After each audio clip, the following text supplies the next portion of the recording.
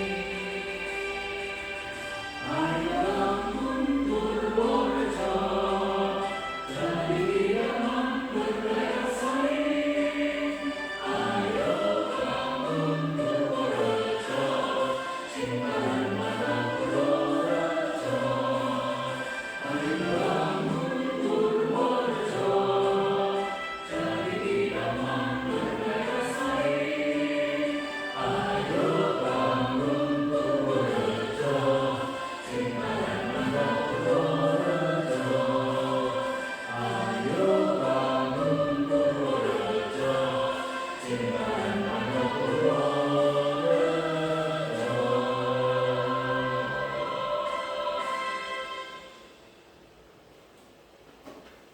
dipersilakan duduk kembali. Cara yang ketiga yaitu sambutan oleh Kepala Sekolah SD Negeri Kedondong kepada beliau Ibu Sudiasih SPDSD, dipersilakan.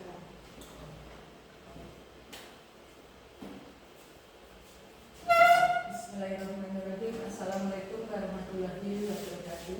Waalaikumsalam warahmatullahi wabarakatuh.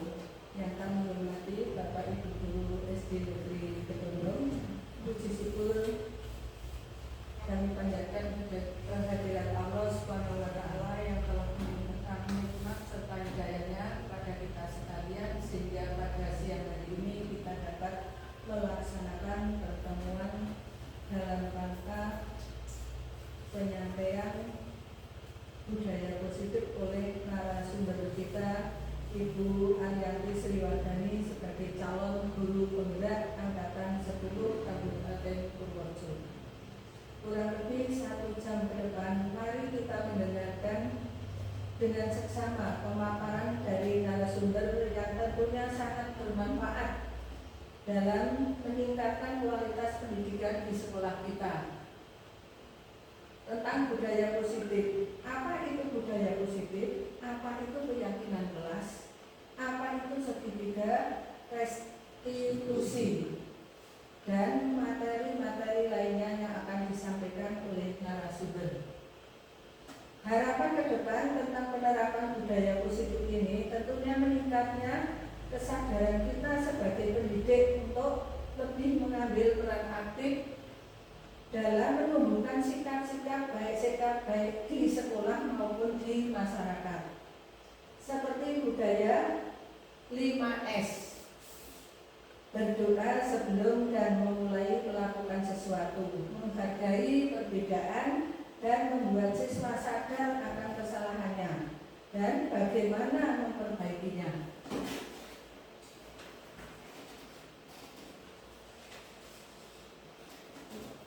Saya mengapresiasi kepada Ibu Ariyanti yang mana telah mengikuti CDP angkatan 10 ini. Saya menghimbau dengan adanya program Kemendikbud khususnya guru penggerak. Silakan Bapak Ibu yang belum mendaftar guru penggerak untuk bisa mengikuti di tahap rekrutmen CDP selanjutnya. Mari kita membantu tugas dalam program pendidikan guru penggerak ini demi kemajuan sekolah kita. Ilmu-ilmu yang didapat dari pendidikan guru penggerak harapannya bisa diaplikasikan di sekolah ini. Demikian sedikit sambutan yang bisa saya sampaikan pada kesempatan siang hari ini. Kurang lebihnya saya mohon maaf. Billahi taufiq wal hidayah. Assalamualaikum warahmatullahi wabarakatuh. Waalaikumsalam warahmatullahi wabarakatuh. Acara utama pada siang hari ini yaitu penyampaian, diseminasi, penyebaran pemahaman dan penerapan budaya positif di sekolah oleh narasumber Ibu Ariyanti Sriwardani. Kepada beliau dipersilakan. Terima kasih atas waktu yang diberikan kepada saya. Sebelumnya, Assalamualaikum warahmatullahi wabarakatuh. Waalaikumsalam warahmatullahi wabarakatuh. Bismillahirrahmanirrahim. Alhamdulillahirabbil alamin. Wassalatu wassalamu ala asrofil anbiya'i wal mursalin sayyidina Muhammadin wa ala alihi washabihi ajmain. Amma ba'du. Yang terhormat Ibu Sudiasih SPDSD selaku Kepala SD Negeri Kedondong, yang saya hormati Bapak Ibu Guru dan Karyawati SD Negeri Kedondong. Marilah kita panjatkan puja dan puji syukur kehadirat Allah Subhanahu wa Ta'ala berkat limpahan rahmat, taufik, hidayah serta inayahnya kepada kita semua, sehingga pada siang hari ini kita dapat berkumpul dalam acara diseminasi menyebarkan pemahaman dan pengalaman penerapan budaya positif tanpa halangan suatu apapun. Salawat serta salam senantiasa kita curahkan kepada Nabi Agung kita, Nabi Muhammad SAW,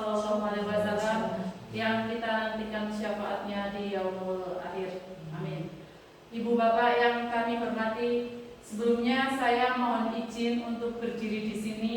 Bukan maksud saya untuk menggurui bapak dan ibu yang ada di sini, karena saya yakin bahwa bapak dan ibu lebih sudah tahu dan lebih senior daripada saya. Namun semua ini saya lakukan untuk melengkapi tugas yang sedang saya jalani, yaitu program pendidikan guru penggerak angkatan 10.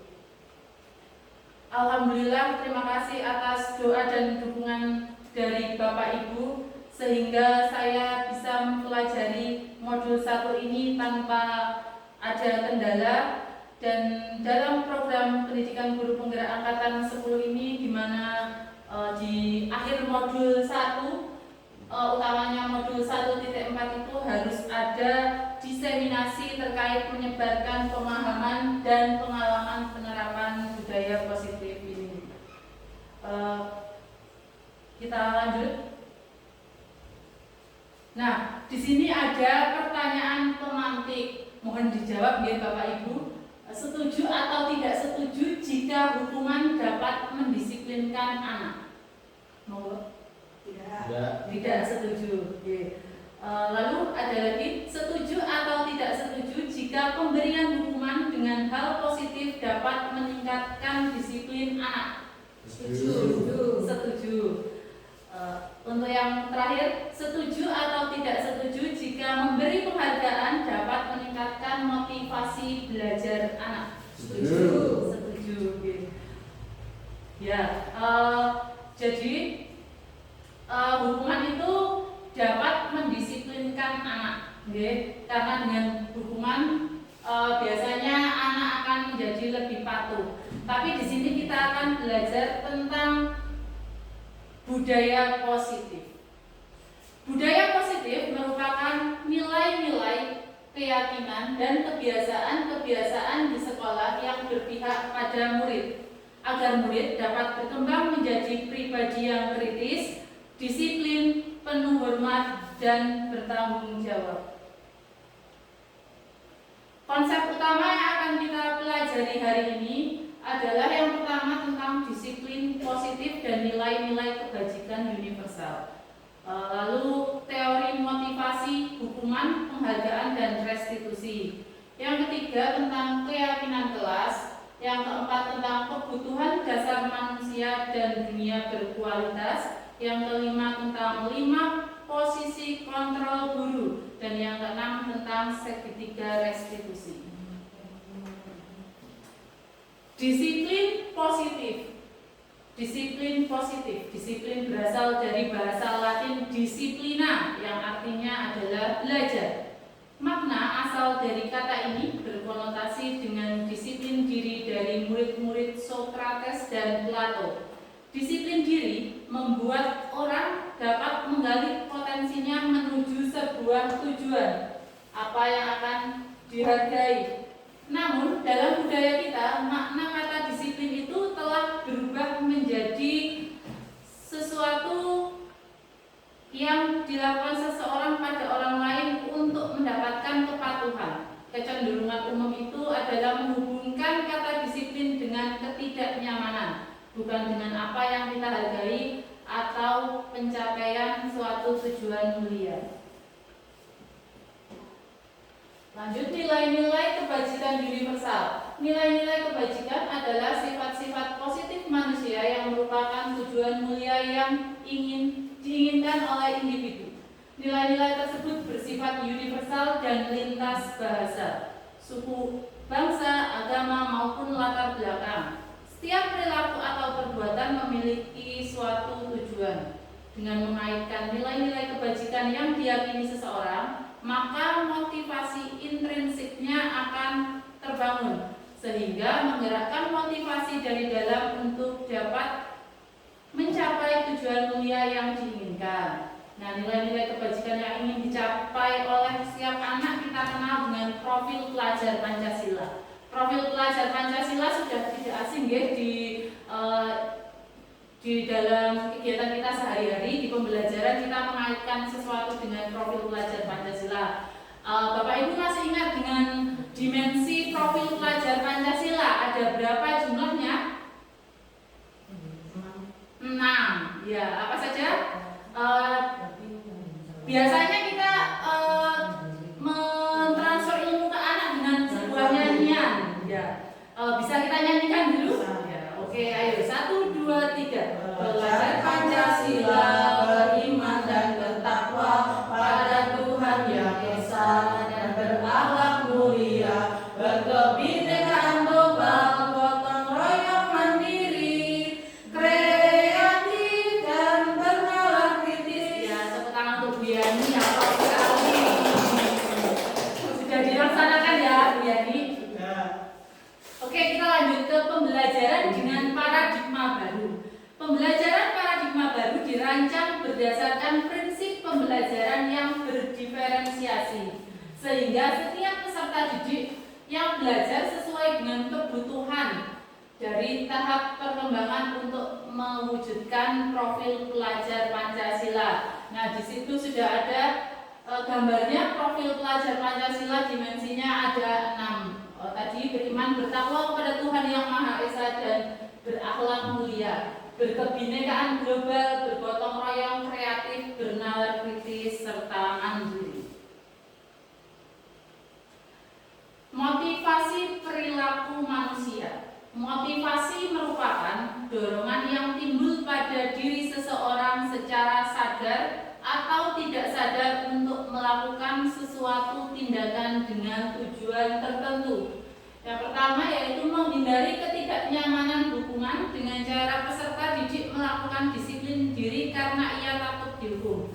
Jadi itu merupakan motivasi eksternal, motivasi dari luar, karena peserta didik ingin disiplin karena ia takut dihukum. Lalu yang kedua, menghargai nilai kebajikan diri sendiri.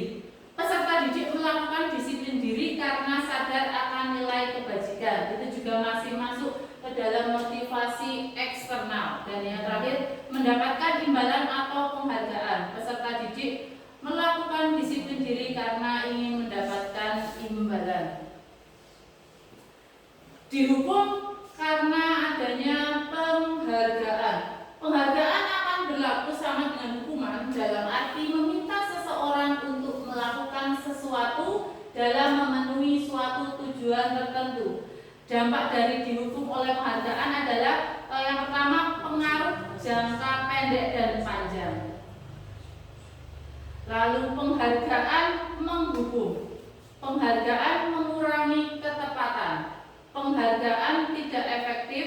Penghargaan yang dapat merusak suatu hubungan. Penghargaan yang dapat menurunkan kualitas. Penghargaan mematikan kreativitas dan penghargaan mengurangi motivasi intrinsik.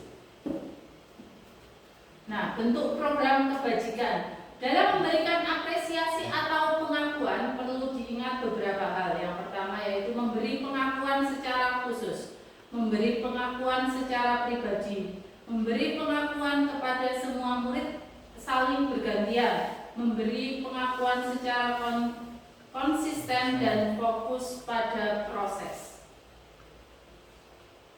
Nah, ini bentuk contoh pengakuan atau apresiasi kebajikan. Misalnya pada saat menolong murid baru di kelas kita, pembukanya kemarin saya perhatikan.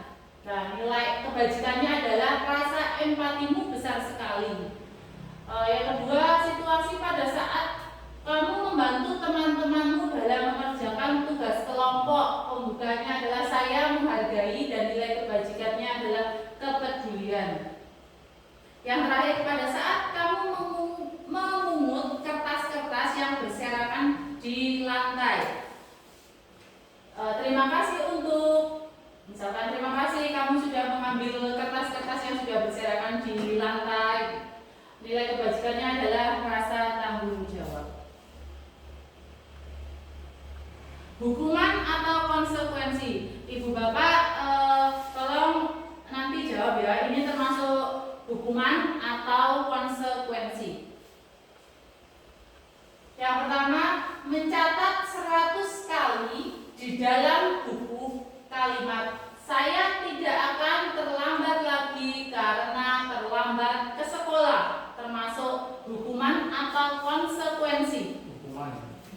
Ya, termasuk hukuman karena mencatat 100 kali di dalam buku ya, karena terlambat masuk ke sekolah. Yang kedua, lari mengelilingi lapangan basket sebanyak 2 kali karena terlambat hadir di sekolah, termasuk hukuman atau konsekuensi. Hukuman juga. Okay. Lalu yang ketiga, murid diminta untuk push up 15 kali karena tidak menggunakan topi pada saat upacara bendera. Hukuman. Okay. Yang keempat, menggantikan kertas ujian, kertas tugas teman yang telah dicoret-coret, termasuk hukuman atau konsekuensi? Konsekuensi. Ya, konsekuensi karena telah mencoret-coret kertas milik temannya dan wajib menggantikan. Yang kelima, membersihkan tumpahan air di meja tulis karena tersenggol pada saat belajar. Konsekuensi. Murid disuruh untuk tidak mengenakan sepatu seharian karena tidak menggunakan sepatu hitam di sekolah. Itu termasuk hukuman atau konsekuensi? Hukuman? Ya, termasuk ke dalam hukuman. Lari mengelilingi lapangan basket 2 kali karena terlambat 10 menit saat pelajaran olahraga. Hukuman atau konsekuensi? Hukuman. Bisa hukuman, bisa juga konsekuensi. Ya, karena misalkan Pak Fahrul sebagai guru olahraga mempunyai keyakinan atau kesepakatan kelas bersama peserta didiknya, jika terlambat 10 menit silakan lari mengelilingi lapangan basket 2 kali gitu. Atau karena kalau hukuman berarti belum adanya kesepakatan belajar antara guru dan muridnya.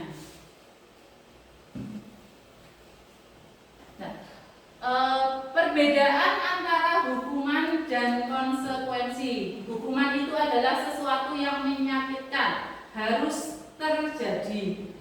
Terus hukuman itu juga membuat anak sakit, bisa sakit fisik maupun sakit hatinya dalam jangka waktu yang lama. Terus hukuman juga dapat membuat anak menjadi benci terhadap kedisiplinan. Oke, terus hukuman juga termasuk ke dalam paksaan. Hukuman membuat murid akan tersakiti. Hukuman itu merupakan konsep diri yang buruk. Hukuman juga membuat anak belajar untuk menyembunyikan kesalahan, dan hukuman dapat membuat rasa marah, rasa bersalah, dipermalukan dan merasa tidak dihargai. Ya. Sedangkan konsekuensi itu sesuatu yang harus terjadi, membuat anak merasa tidak nyaman dalam jangka waktu yang pendek. Anak menghargai sekali makna disiplin, stimulus tanggapan. Murid tidak nyaman kemudian menyesuaikan diri, konsep diri yang baik, dan anak belajar untuk mematuhi peraturan. Dengan konsekuensi anak akan kehilangan hak, dibuat tidak nyaman, diasingkan untuk sementara waktu. Sedangkan restitusi adalah proses menciptakan kondisi bagi murid untuk memperbaiki kesalahan mereka, sehingga mereka bisa kembali pada kelompok mereka masing-masing dengan karakter yang lebih kuat. Itu menurut Bosen tahun 2004. Restitusi juga merupakan proses kolaboratif yang mengajarkan murid untuk mencari solusi dalam memecahkan masalah yang sedang mereka hadapi, dan membantu murid berpikir tentang orang seperti apa yang mereka inginkan dan bagaimana mereka harus memperlakukan orang lain. Itu menurut Chelsom Bosen tahun 1996. Ciri-ciri restitusi bukan untuk menebus kesalahan, namun untuk belajar dari kesalahan. Memperbaiki hubungan. Restitusi itu merupakan suatu tawaran, bukan sebuah paksaan. Restitusi itu menuntun untuk melihat ke dalam diri sendiri. Restitusi juga mencari kebutuhan dasar yang mendasari tindakan. Restitusi diri adalah cara yang paling baik. Restitusi fokus pada karakter bukan tindakan. Restitusi fokus pada solusi dalam memecahkan suatu masalah yang sedang dihadapi murid, dan restitusi mengembalikan murid yang berbuat salah pada kelompoknya.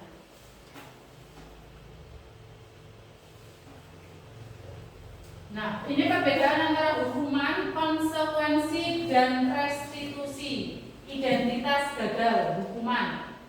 Ya, tadi hukuman itu sesuatu yang menyakitkan harus terjadi, tidak nyaman untuk murid atau anak dalam jangka waktu yang panjang.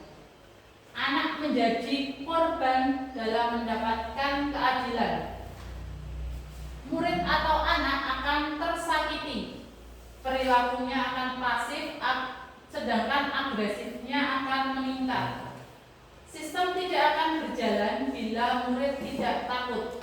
Berlaku hanya pada sebuah institusi, tidak berlanjut pada kehidupan nyata. Peraturannya adalah misalkan kamu harus datang tepat waktu, kamu harus menyapu lantai setiap hari gitu. Murid atau anak akan membenci sebuah aturan. Sedangkan disiplin itu mencakup konsekuensi dan restitusi. Itu tadi, konsekuensi merupakan sesuatu yang harus terjadi. Kalau restitusi merupakan sebuah pilihan. Konsekuensi tidak nyaman untuk murid jika dilakukan dalam jangka waktu pendek. Sedangkan restitusi dapat menguatkan murid dalam jangka waktu yang panjang. Di dalam konsekuensi, korban bisa diabaikan, namun di dalam restitusi korban akan mendapatkan ganti. Murid atau anak akan dibuat tidak nyaman di dalam konsekuensi, sedangkan di restitusi murid dan anak akan mendapatkan sebuah penguatan. Konsekuensi, penguatan hanya bertahan dalam jangka waktu yang pendek, sedangkan pada restitusi masalah itu akan terpecahkan karena ada solusi yang kita putuskan antara guru dan murid. Di dalam konsekuensi memerlukan monitoring dan supervisi terus-menerus dari guru, sedangkan pada restitusi murid bisa belajar untuk bertanggung jawab atas perilaku yang telah dilakukan. Di dalam konsekuensi membantu penerapan mengikuti peraturan dalam masyarakat. Sedangkan di restitusi fokus pada pemecahan masalah dalam jangka waktu yang panjang. Nah, itu contohnya konsekuensi. Apa peraturannya? Mampukah kamu melakukannya? Terima kasih. Sedangkan pada restitusi, apa yang kamu yakini? Apa yang bisa kamu lakukan untuk memperbaiki masalah ini? Ya, murid akan menghormati peraturan, dan sedangkan pada restitusi murid akan menghormati dirinya sendiri. Hukuman terlihat negatif, konsekuensi itu netral, dan restitusi itu bentuk positif. Nah, sekarang kita ke keyakinan kelas. Sebelum ke pengertian apa itu keyakinan kelas, Bapak Ibu apakah sudah pernah melakukan kesepakatan atau keyakinan kelas di kelasnya yang saat ini di Lampung? Sudah pernah. Contohnya apa yang sudah disepakati? Tidak boleh bertutur kata yang kasar. Tidak boleh bertutur kata yang ya, berarti tidak boleh bertutur kata yang kasar. Nah, sekarang kita lanjut ke materinya dulu. Nanti kita bahas kalimat dari Bu Fitri ya. Keyakinan kelas adalah sebuah keyakinan yang memuat nilai-nilai kebajikan universal yang disepakati secara tersirat dan tersurat, lepas dari latar belakang suku, negara, bahasa maupun agama. Tujuan dari keyakinan kelas adalah sebagai salah satu cara dalam membangun sebuah budaya disiplin positif agar murid dapat bergerak dalam menjalankannya daripada hanya sekedar untuk menaati aturan dengan terpaksa. Nah, ini langkah-langkah untuk membuat keyakinan kelas. Yang pertama, mempersilakan warga sekolah atau murid-murid di sekolah untuk berpendapat tentang peraturan yang perlu disepakati lalu mencatat semua masukan yang ada. Tadi contoh dari Bu Fitri adalah tidak boleh berkata kasar. Nah, setelah itu ada kesepakatan tidak boleh berkata kasar, kemudian menyusun keyakinan kelas sesuai prosedur pembentukan keyakinan sekolah atau kelas. Gantilah kata-kata kalimat-kalimat itu dalam bentuk negatif menjadi kalimat yang positif. Berarti di dalam keyakinan kelas itu tidak boleh ada kata tidak, tapi dalam sebuah kalimat itu diganti menjadi kalimat positif. Misalnya apa ya? Dilarang sudah positif. Ayo kita bertutur kata yang bagus. Ya, bertutur kata yang sopan. Ya, benar sekali. Terima kasih Bu Yani. Lalu dilanjutkan dengan tinjau kembali daftar pendapat yang ada, lalu ajak warga sekolah untuk menemukan nilai kebajikan atau keyakinan yang dituju dari peraturan itu. Keyakinan inilah yang dimasukkan dalam daftar untuk disepakati. Berarti tadi kalimat tidak boleh berkata kasar diganti menjadi bertutur kata yang sopan. Lalu yang terakhir, tinjau ulang keyakinan sekolah atau kelas bersama-sama untuk disepakati dan ditandatangani. Sebaiknya keyakinan sekolah itu jangan terlalu banyak, bisa 3 sampai 7 keyakinan saja, agar mudah diingat, karena biasanya anak kan lupa. Jadi kalau terlalu banyak nanti malah tidak ada yang dilakukan oleh siswa. Setelah disepakati bersama, kemudian keyakinan kelas tersebut ditempel di tempat yang anak bisa dengan mudah membacanya dan mudah untuk diingat.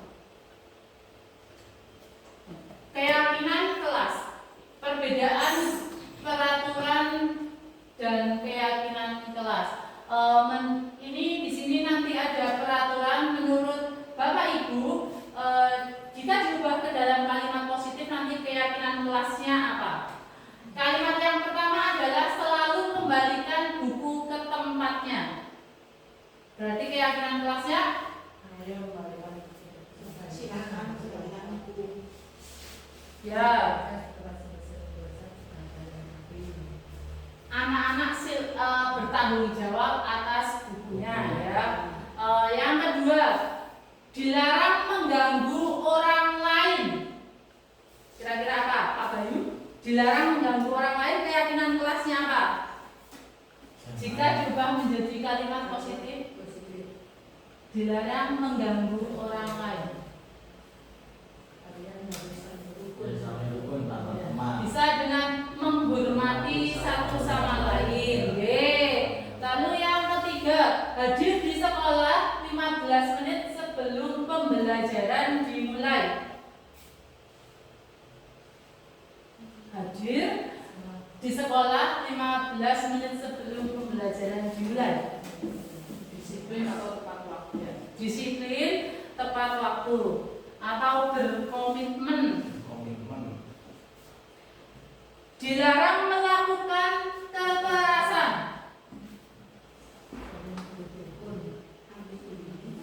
Ya, bisa juga dengan menghormati orang lain atau demi keselamatan.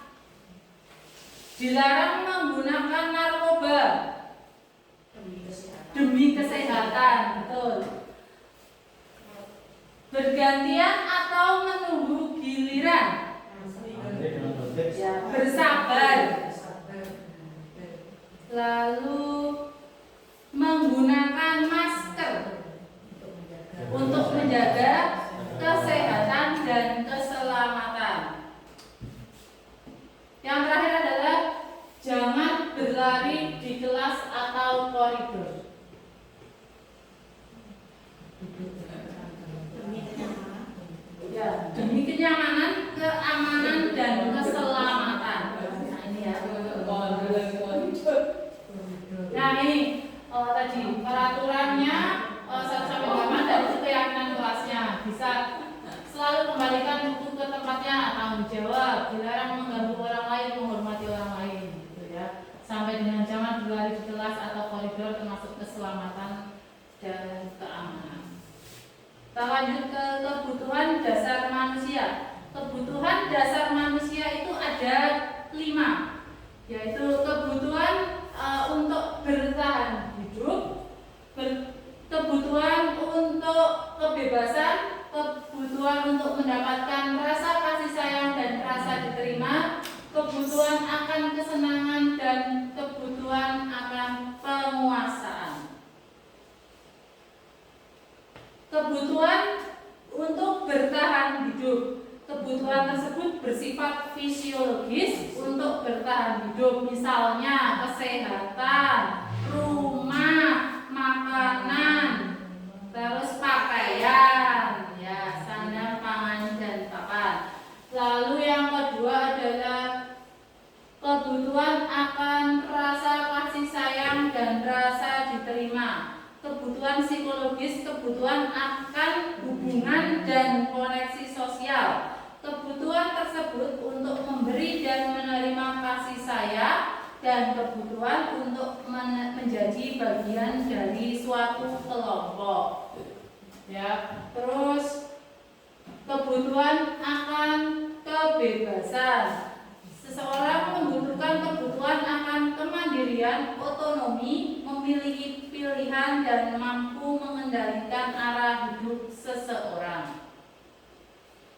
Kebutuhan akan kesenangan, kebutuhan untuk mencari kesenangan, untuk bermain, untuk tertawa. Sekarang Bapak Ibu bayangkan jika hidup tanpa kenikmatan apapun, betapa menyedihkan. Menghubungkan kebutuhan akan kesenangan dengan belajar.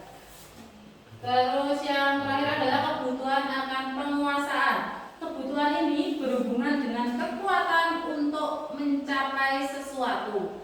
Kebutuhan kompeten. Kebutuhan akan menjadi kompeten, menjadi terampil dan diakui atas prestasi, serta keterampilannya juga akan diakui, serta memiliki rasa harga diri. Nah, ini kebutuhan dasar manusia tadi yang sudah saya jelaskan. Dari kebutuhan survival itu adalah kebutuhan untuk bertahan hidup, ya, kebutuhan yang bersifat fisiologis untuk bertahan hidup, misalnya tadi kesehatan, rumah, makanan, dan pakaian. Nah, terus love and belonging, ya, Bu Ayu betul nggak, Bu Ayu? Love and belonging, ya, oke. Itu rasa cinta dan kasih sayang. Lalu freedom, kebebasan. Fun itu kesenangan, dan power adalah penguasaan. Nah, di sini ada 5 posisi kontrol guru. Guru itu punya 5 posisi. Yang pertama sebagai penghukum, sebagai pembuat rasa bersalah, sebagai guru bisa juga sebagai teman, sebagai pemantau, dan guru bisa menjadi seorang manajer.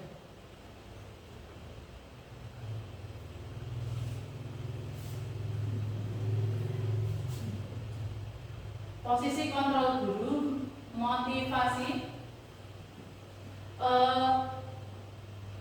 kontrol dari luar untuk menghindari sebuah hukuman.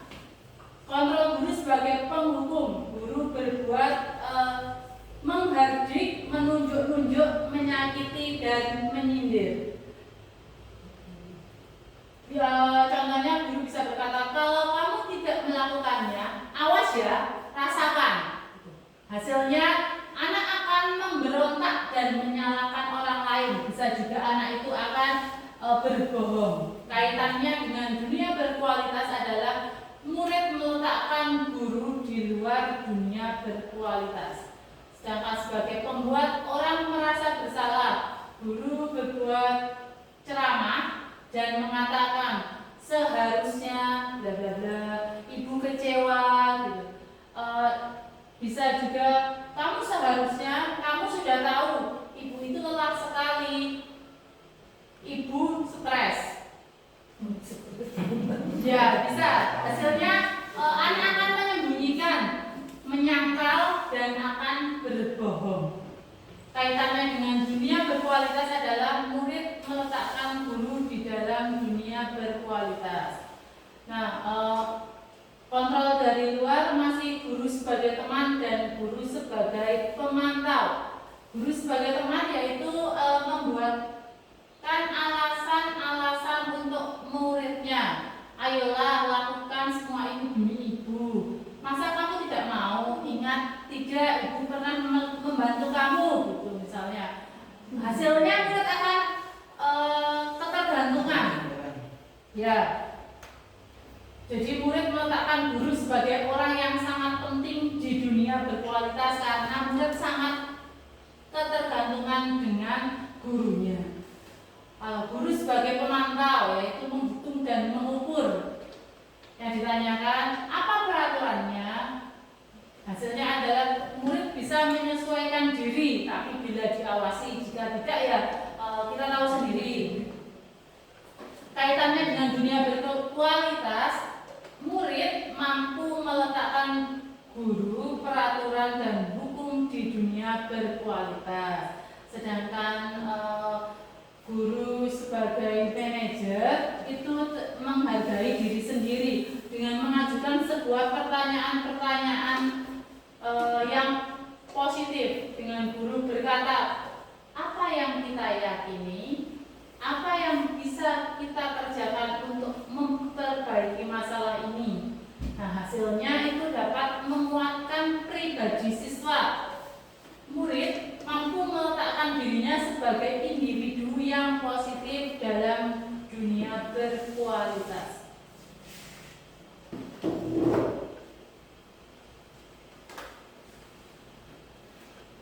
Masih di posisi kontrol guru sebagai penghukum. Sebagai penghukum bisa menggunakan hukuman fisik atau verbal. Penghukum senantiasa mengatakan bahwa sekolah itu perlu sistem atau alat yang dapat lebih menekan murid-murid lebih dalam lagi. Sebagai pembuat rasa bersalah, menggunakan keheningan yang membuat orang lain merasa tidak nyaman, bersalah atau rendah diri. Misalkan ada yang rame, tiba-tiba kita diam menunggu murid kita atem. Sebagai teman, posisi sebagai teman ini berupa hubungan yang baik yang terjalin antara guru dan murid untuk mempengaruhi murid. Sebagai teman ya intinya itu guru merangkul siswa untuk berbuat hal yang baik. Misalkan ada yang membuang sampah sembarangan, kita rangkul, kita beritahu bahwa hal itu termasuk hal yang jelek dan jangan diulangi lagi. Sebagai pemantau, posisi mengawasi berdasarkan pada peraturan dan konsekuensi. Dengan menggunakan sanksi atau konsekuensi kita dapat memisahkan hubungan pribadi kita dengan murid. Dan sebagai manajer adalah posisi paling utama di mana guru berbuat sesuatu bersama dengan murid, mempersilakan murid untuk mempertanggungjawabkan perilakunya, mendukung murid agar dapat menemukan solusi atas permasalahannya sendiri. Jadi sebagai manajer, guru itu mengajak murid, ayo kita selesaikan masalah yang sedang kamu hadapi bersama-sama. Jadi anak tidak akan merasa takut jika mereka berbuat salah. Nah, contoh penerapan kontrol guru sebagai penghukum. Karena kamu main HP saja, silahkan sekarang berdiri di depan kelas. Nah, itu kan termasuk ke dalam hukuman. Bisa-bisanya kamu tertidur saat ibu menjelaskan, silakan keluar kelas. Terus penerapan guru, posisi kontrol guru sebagai pembuat rasa bersalah. Berapa kali ibu harus mengingatkan kamu, ibu kecewa dengan kamu. Lalu mau jadi apa kamu nanti di masa depan? Kalau di sekolah hanya tidur saja, kamu tidak kasihan dengan orang tuamu. Jika sebagai teman adalah, ayolah jangan ribut buat ibu. Jangan ributnya kali ini aja ya, besok-besok jangan lagi.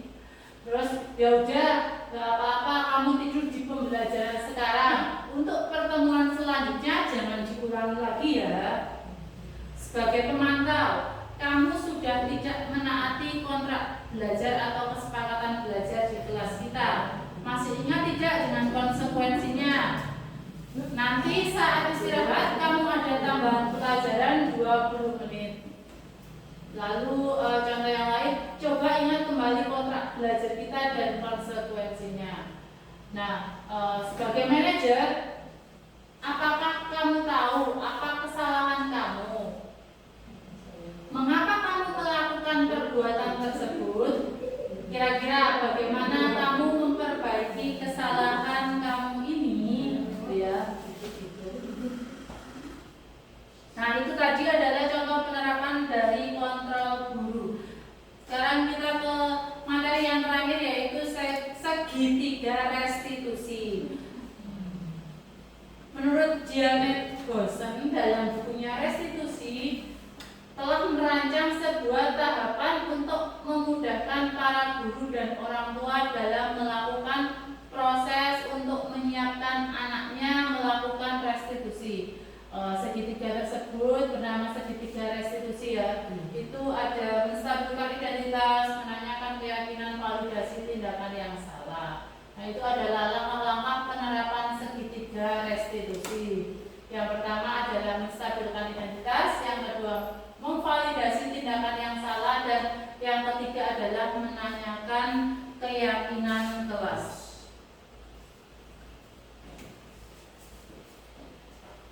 Menstabilkan identitas. Menstabilkan identitas merupakan bagian dasar dari segitiga restitusi. Hal itu bertujuan untuk mengubah identitas anak dari orang yang gagal karena melakukan kesalahan menjadi orang yang sukses.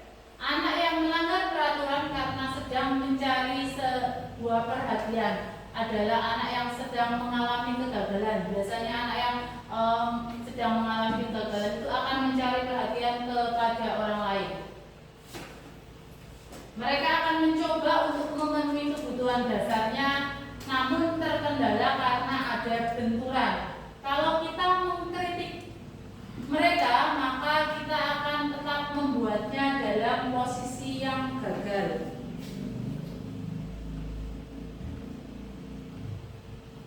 Yang kedua adalah memvalidasi tindakan yang salah.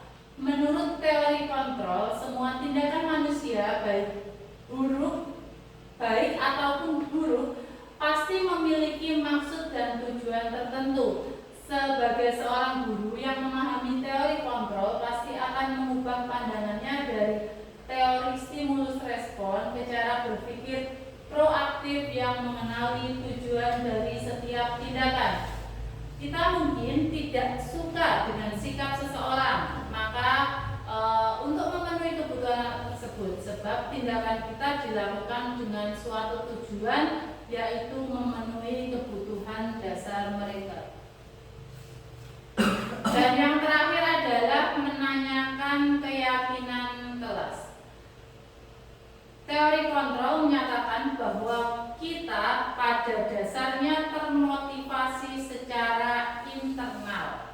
Ketika identitas sukses telah tercapai, itu adalah langkah pertama tadi yang menstabilkan identitas. Dan tingkah laku yang salah telah divalidasi, itu adalah langkah kedua, memvalidasi tindakan yang salah. Maka anak tersebut akan siap untuk dihubungkan dengan nilai-nilai yang dia percaya, dan dia dapat berpindah menjadi orang yang diingini.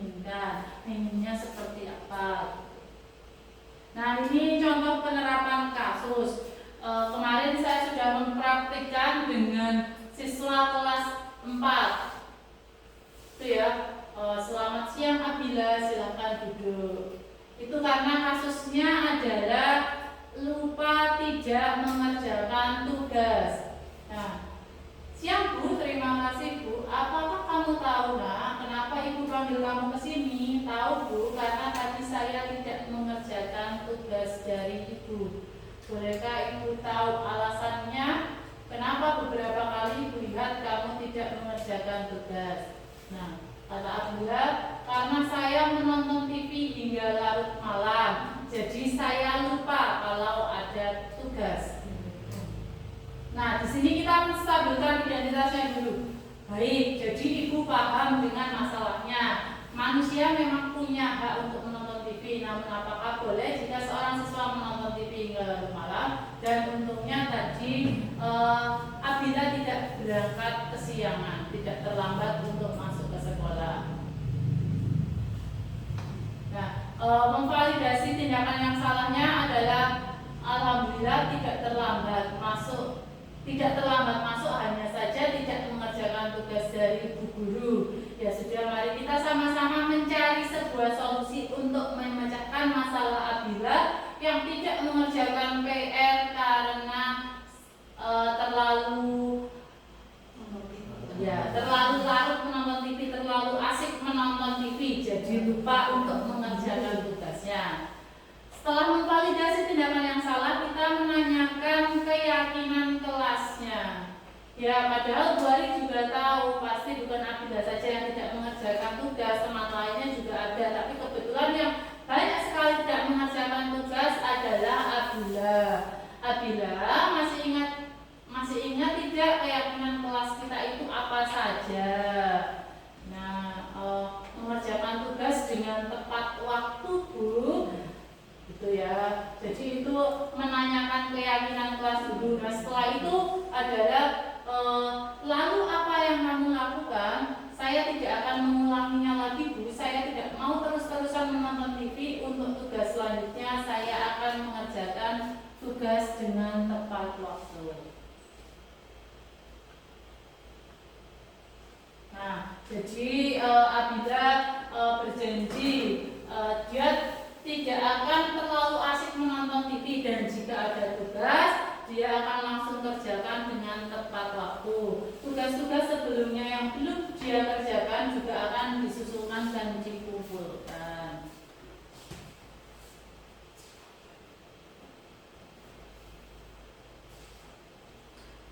Ya, jadi penerapan disiplin positif itu untuk menciptakan sebuah lingkungan yang positif. Jadi setiap wadah sekolah dan pemangku kepentingan itu perlu saling mendukung, saling berkolaborasi, saling bekerja sama, menghayati dan menerapkan nilai-nilai kebajikan yang telah disepakati bersama. Tujuan mulia dari penerapan disiplin positif adalah agar terbentuk murid-murid yang berkarakter, yang berdisiplin, santun, jujur, peduli, bertanggung jawab, dan merupakan pembelajaran sepanjang hayat sesuai dengan standar kompetensi lulusan yang diharapkan.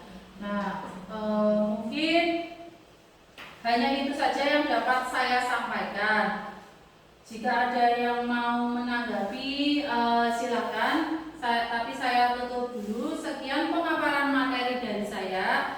Kurang lebihnya mohon maaf. Banyak tutur kata yang kurang berkenan, saya juga mohon maaf yang sebesar-besarnya. Sekian, wabillahi taufiq wal hidayah. Wassalamualaikum warahmatullahi wabarakatuh. Waalaikumsalam warahmatullahi wabarakatuh.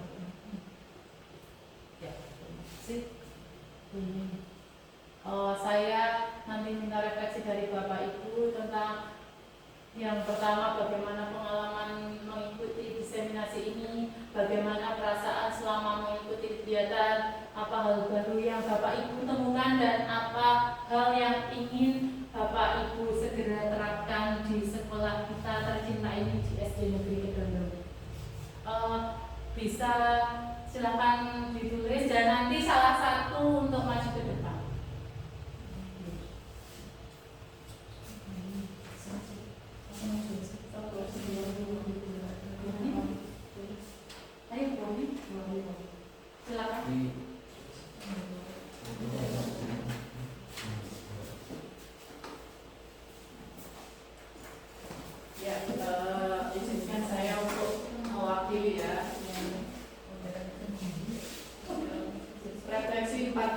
bagaimana pengalaman Anda mengikuti diseminasi ini? Pengalaman saya mengikuti diseminasi ini menambah wawasan saya tentang budaya positif di sekolah khususnya.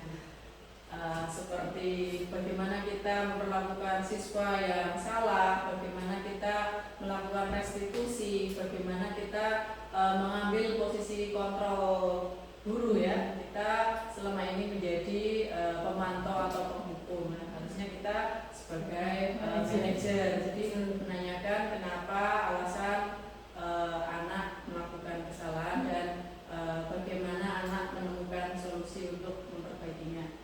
Kemudian hal yang saya temukan yaitu tadi segitiga restitusi, dan yang terakhir adalah yang ingin segera diterapkan adalah tentang segitiga restitusi. Demikian refleksi 4P yang saya bisa sampaikan. Terima kasih Bu.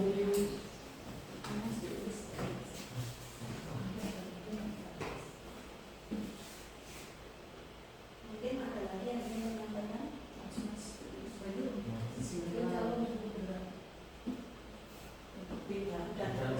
Terima kasih. Kalau sudah cukup pemaparan yang disampaikan oleh Ibu Arianti Sriwardani sudah cukup jelas, dan tadi juga bagi kami para guru untuk kedepannya bisa lebih baik lagi antara memberikan dukungan atau konsekuensi.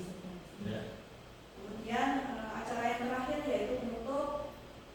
Sebelum kita tutup bersama acara hari ini, saya selaku pembawa acara apabila dalam menyampaikan atau bersamai Bapak Ibu dari awal sampai akhir banyak tutur kata yang salah, saya mohon maaf. Kita tutup acara pada siang hari ini dengan bacaan basmalah bersama.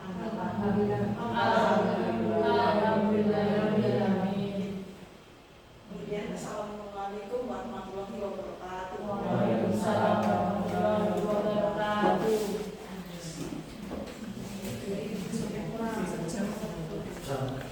Pas 58. Assalamualaikum warahmatullahi wabarakatuh. Saya Fitri Eko Pusanda, guru kelas 6 dari SD Negeri Kedondong, di mana rekan sejawat dari Ibu Arianti Sriwardani yang sekarang ini sedang menjalani pendidikan guru penggerak angkatan 10. Di sini kami sudah berdiskusi, Bu Ari menyampaikan tentang topik budaya positif. Kemudian di situ saya menjadi lebih paham bagaimana budaya positif itu. Kemudian saya juga banyak belajar tentang segitiga restitusi dan guru sebagai pengendali kontrol. Mungkin itu yang bisa saya sampaikan, ada kurangnya mohon maaf. Wabillahi taufiq wal hidayah. Wassalamualaikum warahmatullahi wabarakatuh. Assalamualaikum warahmatullahi wabarakatuh. Saya Kusuma Widarto Bayu Aji SPD, rekan sejawat dari Bu Arianti Sriwardani yang sedang melaksanakan program guru penggerak angkatan 10. Saya berterima kasih kepada Bu Sri Arianti Sriwardani sehingga saya menjadi tahu tentang pemaparan budaya positif seperti kemarin itu. Saya akan berusaha menerapkan budaya positif di sekolah karena mengingat budaya positif itu sangat penting untuk diterapkan di sekolah ini.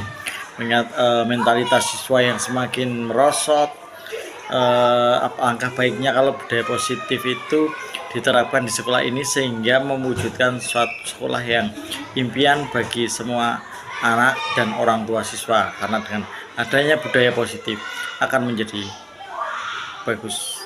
Terima kasih. Wabillahi taufiq wal hidayah. Wassalamualaikum warahmatullahi wabarakatuh.